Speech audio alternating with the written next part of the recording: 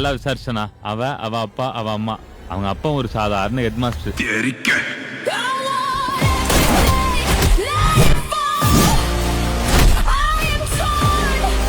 அவங்க அம்மா வீட்ல இருந்தே வேலை செய்யற ஒரு டெய்லர்.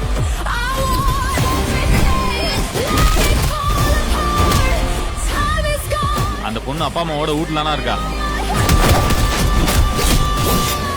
சப்பா ஃபேமிலினா அது.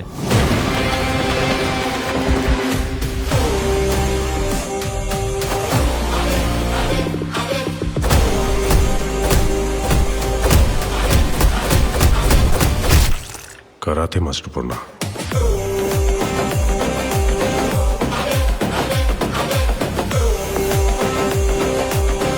என்ன கொன்னுட்டா இதெல்லாம் முடிஞ்சிடும் நினைச்சியா?